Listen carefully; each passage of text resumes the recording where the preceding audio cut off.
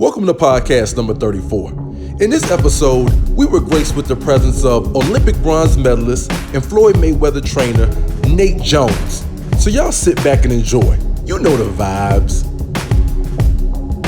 This ain't one of them times you can slide by what you say that you gonna do. Put your money up, run that fade, time to show and prove. You know the vibes, partner. Ain't got no ways up in my casa, clowning the day, gone in la mañana. I've been on fire lately, train my spirit, mind and body daily. Victory is sweet, that's the science, baby. It's only right we represent from chamber to tally. And keep the pressure on these eyes, they call you lacking. Till you flopping on the canvas and bombing your weaving. Unleashing the fury on your face while the audience screaming. Hope they got great seats or the pay-per-view. Let's get the breakdown from J, DJ, and Q. You know the vibes.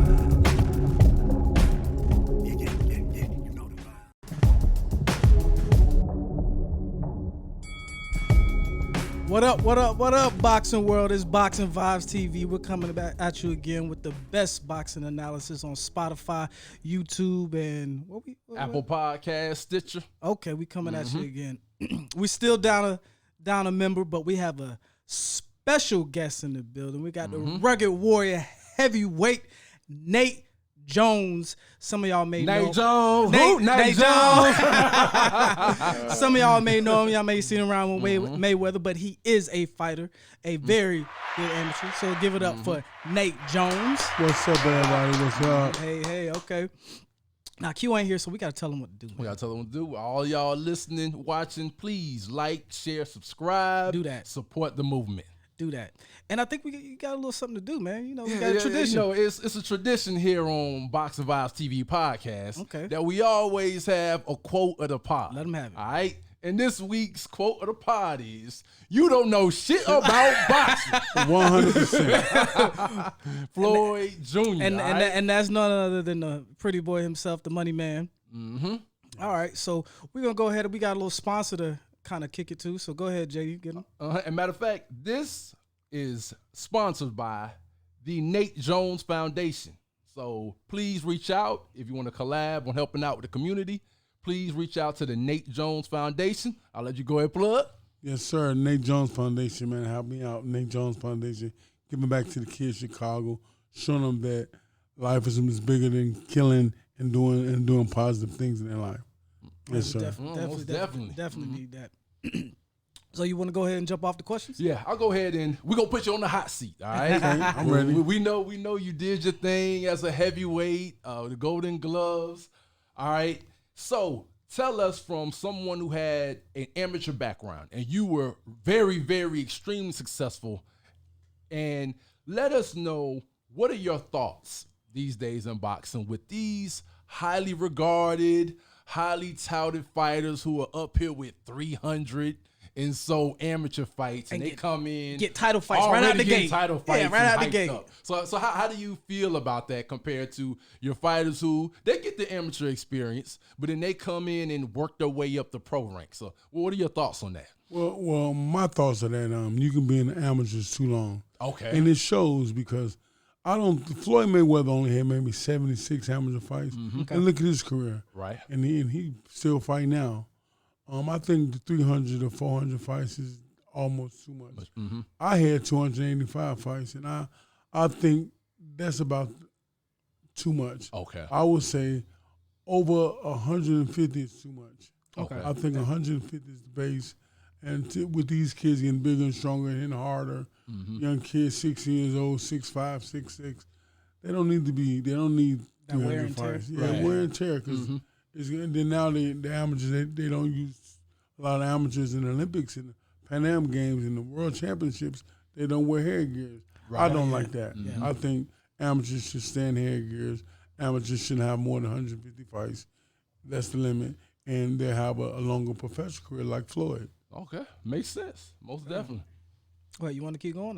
Yeah, go ahead, jump in. So, staying in the heavyweight division, there was an announcement by the WBC. We talked to Fred Zakendo about this in a previous show. They come up with this Bridger weight. It's supposed to be kind of a go-between, because as you were talking about, like, the heavyweights are getting bigger and stronger. Yeah. So it's supposed to be I think the limit's 224? Yeah, right? 224. So how do you feel about that? I mean, couple of weeks ago, was it 3 weeks ago? We heard Mayweather's comments as far as there being too many belts. Now, with them creating this division, there's going to be the Ring Magazine belt, all these 4 or 5, 6, sanctioning bodies that's going to jump in on, especially if it's profitable. How do you feel about the Bridgerweight division, and are there too many belts? Well, I do like the other division. I think it'll be a good idea because between cruiserweight and the new Bridgeweight, I think that'll be because between cruiserweight and heavyweight is big. A lot of these guys just be too big. I think making another way, let's see how it goes. Let's give it a try. I'm cool with that. Okay. You know what I'm saying? But I don't like all these, like the Timo Lopez. I like the Timo Lopez, very good fighter. It's too many belts. It should be one champion. I think they should buckle it down to like the WBC, WBA. Okay. And that's it. My opinion. But I think it'll take a lot to change those rules, and we're far-fetched from that right now. But I do believe that making that bridge, what they call again? Bridgerweight. Bridgerweight. Let's try it out. Let's see, because there's a lot of big guys. These kids coming in young, 6'7", 6'9", 7 feet. Yeah, that's crazy. You know what I mean? So let's see what they do, and if it pave out, it may pave out the work, and I think it could be a good idea. And now to the point with the belts, just to piggyback off of Jay's point, what do you think about, even going down in some of the lower weight classes, what do you think about how they view belts in general overall in boxing right now? Do you think they really mean something? Because I think on a previous pod, we spoke about Miguel Cotto some years back. He actually vacated a belt because one of the sanctioning bodies wanted like $300K as a sanctioning fee. So he said, hey, man, y'all can have that back. You know what I mean? I know who I am. I'm Miguel Cotto. That belt doesn't validate me. So tell me, do you feel like a belt these days really validates a fighter, or it's kind of just a nice trophy? What's your thought on belts? To me, I think it's another way of getting a sanction fee. I think they should break it down. I think the sanction fee should not be as much as it used to be. And I think they should WBA, WBC, and IBF. That's it. Okay. That's what I grew up knowing. And maybe the WBO, but it shouldn't be no more the WBU and franchise champion. Right. Franchise champion. Right. And a super champion. That's just too much. I know it's good for a lot of fighters. There's a lot of belts, and a lot of people feel like they're champions. But it only should be one or two champions in the world, right? At each weight class until they fight each other and become one champion, right? That's my way of looking at things, and I'm used to old school, so I can't wait till they do it that way again because there's too many belts, right? Like Floyd said, and just to piggyback off that, I mean, I think it would kind of clean up the sport too, right? Right. Because back, before it was, one belt, one champ, you had fighters who actually, you had a line to get to.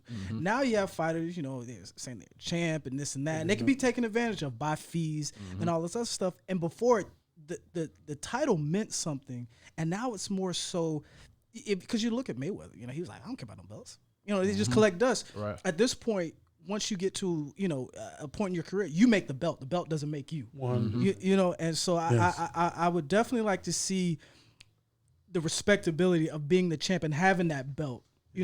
Like the only person that should have it should be the lineal champ. If you guys want to, one or two belts under that is fine, but the lineal champ should be the champ. Yeah, the champ. So, like, but go ahead. We all knew Muhammad Ali was the heavyweight champion of the world. Right. Everybody knew that. Everybody knew Sugar Ray Leonard was the 140 welterweight champion of the world. We all knew that. Yeah. So it wasn't where is he from or which belt he got. Yeah. It was always, we knew it was either Muhammad Ali in the heavyweight. It was Sugar Ray Leonard in the welterweight. Yep. And it was like in the small weights you had Aaron Pryor and those guys like that. Now you don't know. It's just it's crazy. Yeah. Too many champions. The super heavyweight. All right. Way too many. Yeah. Way too many. Now I'm gonna pin you to the seat on this question, man. we gonna take it down to the welterweight division. All right. The fight that we all want to see. I know you heard this 1,000 times. We know it's Errol Spence versus Terence Bud Crawford. Who would you have? if they possibly make that fight before Errol probably goes up a division and starts fighting heavy, junior middleweight. who would you have if Bud and Errol went at it? Well, one thing I did say is I picked Errol Spence, but when I seen the stuff he used to do, like drinking a lot, which he don't do right now, I said him doing that, he's not going to beat Crawford. Oh, okay. Because Crawford walked that thin line. You got to walk that thin line when them two boys at the top like that. You can't play games like that. And that was going to cut his career short. I ain't like it. But after the accident, if he's still the same, Errol Spence, I'm going to get an edge to Errol Spence, but a very slim man. Slim one. Because I like Crawford, man. Yeah, They both. Hey, I'm listening. I'm Team Bud. He over here Spence, man. I'm Team Bud. I give the half edge to Spence. Okay. But that's gonna be a big fight. I can't wait for it to happen. I'm gonna be tuning in. If I ain't there, I'm gonna be paying pay-per-view. I'm gonna watch that fight. That's the fight. How Spence said, Bud, you too light in the ass. Yeah, man. But hey, listen. But I think that fight with Kell Brook, man, he had some pop. He showed a lot in that Kell Brook fight, and he made a statement, and I like that because, Errol Spence fought him, so it's kind of tough a fight, but he got him out of there. It made a statement, and I think that's the beginning stage of this fight, and everybody can start talking about that because that's the upbringing of that fight. So let's just kick it in. Right. You can't let time go past. Too much time go past behind this big win. So we had a big debate about this. I'm a big Sean Porter fan as well. Sean Porter made a statement saying, I saw what I need to see. I want the fight. How do you think that fight pans out? Do you like Sean Porter in that fight, Bud Crawford? I know some people may say I'm going to tell you this. I told people this. That's the one. I don't know if Bud could be. You don't think so? Yeah, that's that one fight. Thank you. That's that one. Style make fights, and style-wise, right. Porter to me beats him. Making it rough and rugged. Headbutting. This is a crazy fight, man. Something weird happens, and but that don't rattle Porter. He do it all. He gonna find a way to win. And I like Porter in that fight. That's the one person that can clearly, to me, give Crawford all he wants. Okay. And that's actually we were speaking about this before. I think if Crawford doesn't get the Pacquiao fight that he wants in the spring, I really think that Sean Porter and Bud end up going at it in the spring. Yes, and that's gonna be a dangerous fight for Bud. But I like Bud. I respect him. He's a good fighter, good champion. But I don't know if he beat no hungry, hard-working Porter. that dude's a junkyard dog, and I like him. I respect him and his father. They're good, good people. Yeah, they're real good. Right, people. most definitely. And to wrap this up, I really speak to the people about your foundation. Yeah, you're doing a lot of great things. Well, in the I got my Chi-Town. Nate Jones Foundation. I grew up in Cabrini Green, the rough part of Chicago, the projects, one of the worst projects in the country. And I just felt like after winning my bronze medal and after my box career was over with, I decided to get my own foundation, give back to the kids, show these young brothers where I'm from that life is more important than how to take care of your family. You need to take care of your family. Life is more important than being a drug dealer or being a alcoholic. You have kids. You have kids to raise. You got to eat the right foods. All these kids these days eating McDonald's and eating cheesy puffs. No, let's go back to the old school where our parents watched what we ate and watched how we conducted ourselves. And that's what my foundation is about: is raising young black men and women to be young men, to be champion in and outside the ring. You might not be a boxer in my foundation. You might be just a working person that I help out, that I encourage to do something positive. You know what I mean? It's more about we got to help each other these days, and I'm really with helping my community and making a difference with my foundation and showing these kids. If I'm from where you from, the same block. I went to the Olympics, man. You can do the same thing, and them kids, they look me in my eyes, they believe me. And that's the one thing, when I talk to kids now, I see their eyes, it touches me. And it really makes, they believe like anything I say they will do. And so I can use that for a powerful reason more than showing them how to hold a gun or something stupid. I'm going to show them how to be a champion, how to be a young man, how to raise your son, how to take care, help your mother. You know what I'm saying? That type of stuff. That's important to me. Well, definitely, man. Most We definitely, man. appreciate Salute. you, man. We support you, Nate Jones Foundation, man. Thank you so much for coming on. This has been You on social media where they can support you? Yes, I'm at on Instagram. I'm at 96 Nate Jones, and at social and on Facebook, I'm at Nate Jones. Nate Jones. So check me out, man, and come out to Chicago. And if look me up, We coming. We're gonna be My out there. gym is ABC Boxing Club. ABC. It's on the west side of Chicago. Look it up. Come out there and get up with me. I can help you out as far as teaching the boxing game or just being a friend or being a mentor. Come check me out, Chicago. All right, appreciate Right, it. appreciate Nate Jones, that, everybody. appreciate Thank it. you so much for Who coming on. Nate Jones? Nate Who Jones. Nate Jones? Hey, Nate Jones. Thank y'all, brother. Appreciate I it. appreciate it. Thank you. All right, thank you so much, man. Oh my goodness, man. That was crazy, man. We're just sitting here chilling in the Right. GLA studio down at the Signature Punch Training Center. And, man, we had Nate Jones come through. Just Right. pop up to show us love, man. We Who appreciate Nate him. Jones? Nate Jones. You know what I'm saying? We appreciate him coming through, man. That was Most big. definitely, man. Like that was shocking, man. But it was Yeah. great, Now, man. he showed love, man. He showed love. He showed mad love, man. And shout out to Nate, his foundation. Shout out to this luscious, beautiful studio, GLH Media. Hey, You know what listen, I mean? man. Y'all come check it out, man. It's real nice down here Right. in Tampa, Florida. But what we going with this, man? You We okay? Hey, got listen, a little man. bit more time So to wrap. we ain't even speak on this yet, but I know if it's for y'all that's following us and seeing the big blowout about Bud Crawford and him fighting Kell Brook. Now, I will be first to say, if you look on the clip, there is a clip where Julius is like, he need to go beat Brook. Right. And listen, I was a little skeptical just because I didn't like the contract. The weight was, you know, The no rehydration clause, Yeah, the right. hydration thing was a little off to me, but I guess Bud said it didn't matter. He said 170, 200. Right. Didn't matter. He took care of business.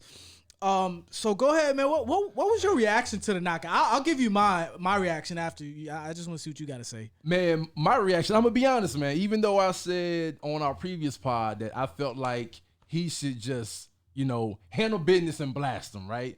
And I kind of felt that ultimately Bud felt he would get him out of there at some point. But I can't front, man. I don't know if Bud even thought he was going to get him out of there that soon. Man, no, he did. Hey, listen, I don't think he knew. When he hit him, he stepped back because he didn't even know it was like that. But here's the thing I will say. Boxing is a mixed bag like that, right? I think I texted you before the fight. I said, and we were going back and forth, and I said, fights like this are weird with the anticipation because a guy losing his legs can just, that's really it could be over in a heart. And that's exactly what happened. Even though I was tilting behind the scenes off the show, I was tilting towards Brook just because I was thinking we're gonna get Special K. And for the first few rounds we did, and it was a tit for tat. But I text you when the first round started, and I looked at the body language, and I was like, this is Bud's fight. And Kell Brook admitted it. He was never comfortable. Right. And you could see he wasn't ever really comfortable. And that's when, I think Bud probably knew he had him as soon as he came out, and he could go to that switch hit stance and switch it up. I don't think he got that. Thought he would get that KO. And I've learned one thing. I've learned this. When a fighter's go-to line is, I'm in the best shape of my career, don't trust him. Don't trust him. And you know what's interesting about that is, I don't know if you got an opportunity to catch the fighters meeting, but they did a fighters meeting. Of course, it included Andre Ward, Timothy Bradley, and all of those who were going to be, associated with the telecast. And they sort of really pinned Kell Brook, to the chair and really was like, hey, man, let us know what's up, because we don't want to hear no excuses after the fight is over. We want to legitimately know, are you really in the best shape of your life?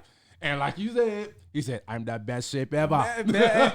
Best shape ever, see, man. There's a lineage of fighters who say that when they know they got a tough hill to climb, and that's really their sticking point. And it was telling when he was just talking about the size he was going to come in and how the best shape of his life. He told Bud on the scale, I'm going to fill out. Watch, I'm going to fill out. He did, man. When I saw him warming up, I was like, boy, that boy big. Yeah, you did say that. I said, that boy big. But it didn't matter, and one of the things is, I don't know, as fighters age, they get a little chinny, but it was anticlimactic. Number one, Yeah. it was exciting. It's weird in a way. It was anticlimactic, and it was exciting in a way, just because we thought Bud was going to get a real test. It looked like Right. It looked like in the beginning. It was a good back and forth, a good cat and mouse game. First couple rounds. Yeah, and he can give as good as he got, and all that whole thing was going to happen. We thought we were going to see that test. And then just perfectly placed jab. Just, he lost his legs, lost his equilibrium. He asked his corner what happened. That's how because he's probably like, ain't no way in hell I just got hit with a regular jab. And you know what's crazy about when I first saw it, Kell's nose immediately started bleeding. So what I thought was, oh shoot, Bud just broke his nose. And shockingly, after the fact, he didn't.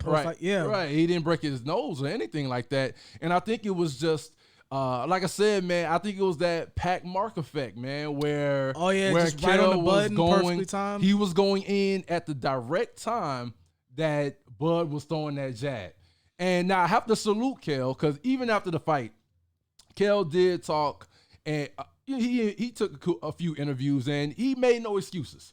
So I got to salute him that he ultimately did not make any excuses in the fight.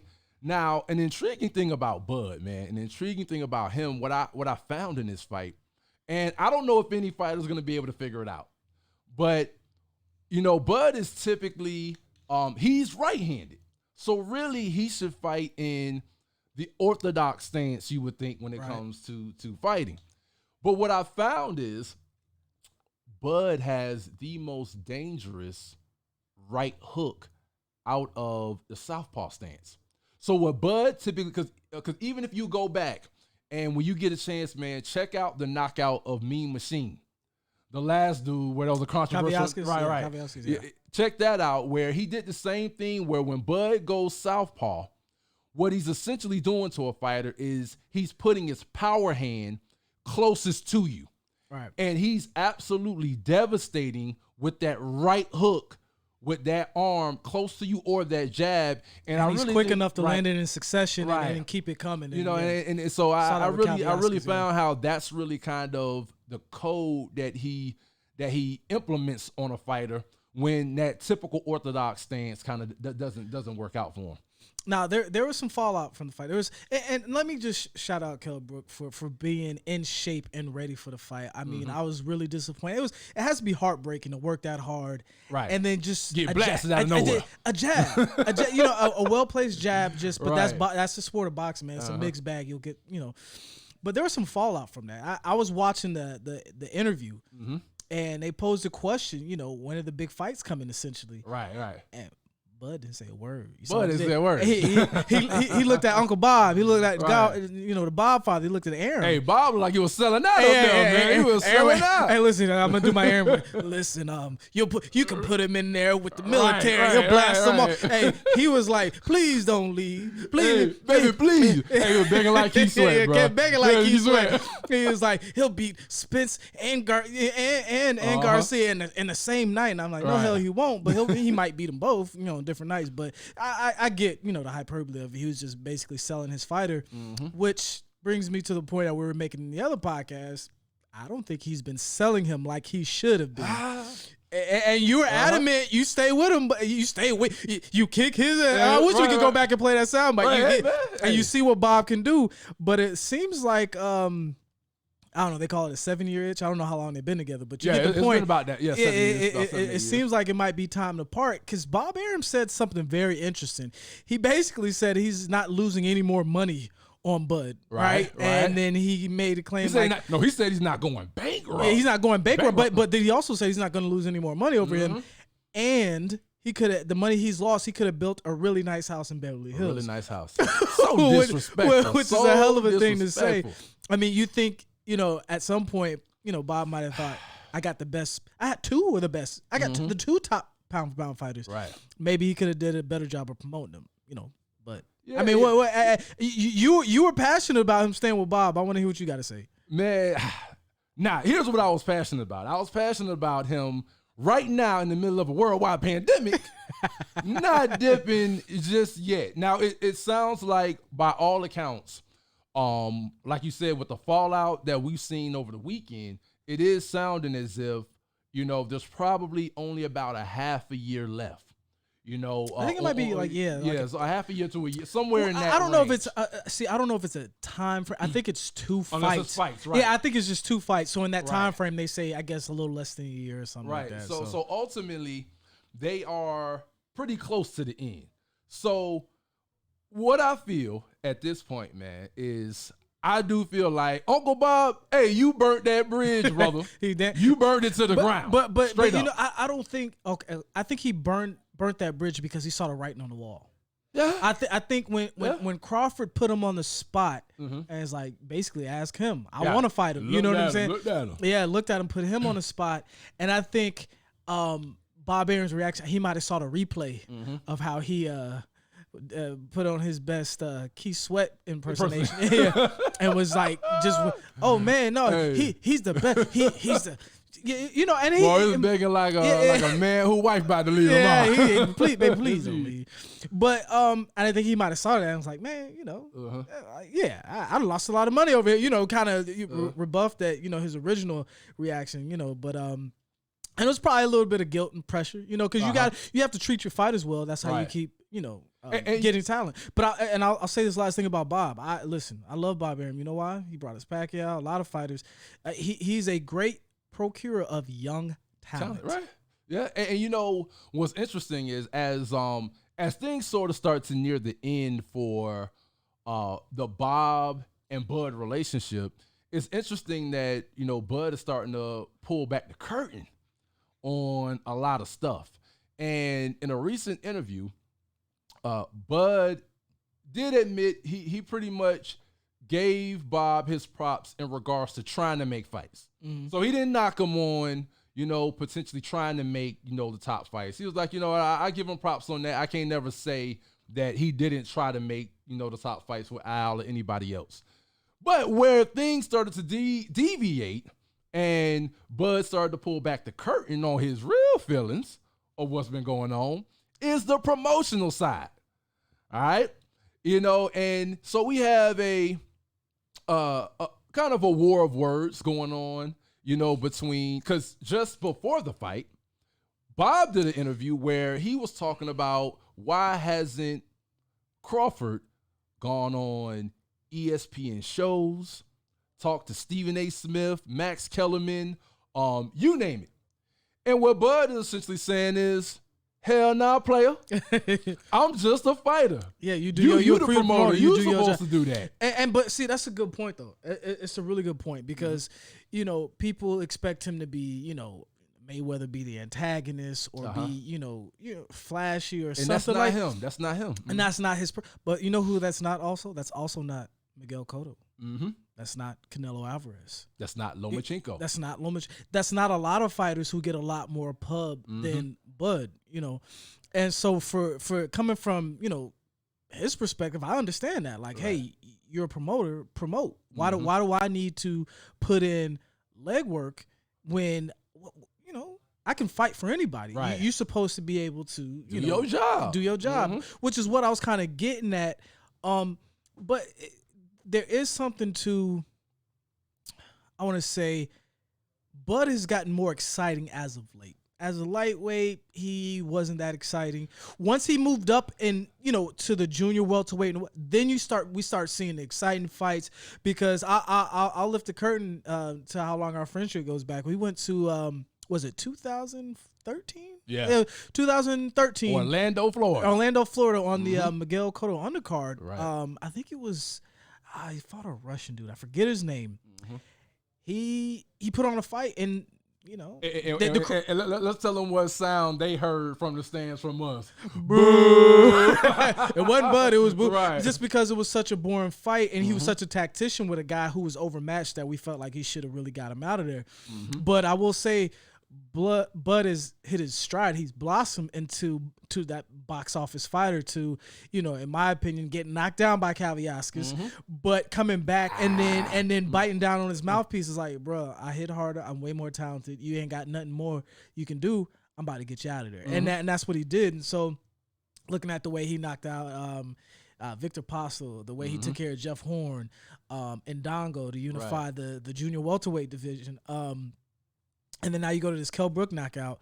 He's gotten infinitely more exciting as he's gone up in weight. So the question is, why hasn't his notoriety, right? His recognition gone up? Which should fall on Bob. Yeah, which does fall on Bob, because it's like, come on, man, he's doing his job, right? He's pressing the action now. He's not, the more strategic kind of, he always had a dog in him, but sometimes he would really let the fight come to him, in a sense that he would let it come to him, and then he wouldn't always finish with a flurry. He was comfortable with it. And what's interesting to your point, man, and I didn't even realize this until I heard it on the telecast of the Brook fight, but very quietly, like you said, Bud went from kind of being, like we said, kind of a not so exciting fighter to suddenly, I believe they said he's KO'd people like 8 straight times. Like 7 or 8 straight KOs. And I sat back and I said, damn, wait a minute, Bud really he stepped it up. Every opponent. And, even, with Bud, I really see his point, because he even brought up points like the Khan fight, for example. Now, that was, we all know how that went with Amir Khan. That was flippity flop. I'm still mad. But Bud was even talking about with that particular fight. He's like, man, look, a lot of y'all don't even know that Bob didn't start promoting that fight till like a week before the fight. Wow. Only 1 week before the fight. That's telling, man. You know what I mean? That's telling. So there's been a severe fall off, dereliction of duty. Exactly. Fall off with Bob's, attention to detail as it pertains to Bud Crawford. Yeah. But now, of course, Bud also said, I don't see that happening with Vasily Lomachenko, though. Ooh. And you know what? That's another topic for another show, man. But that's our time. Yeah, we appreciate y'all for listening. Shout out to Nate Jones for coming. Nate Jones. All right, this is Boxing Vibez TV, man. We love y'all. Hope y'all love us like we love y'all. Like, subscribe, share this. Do that. Yeah.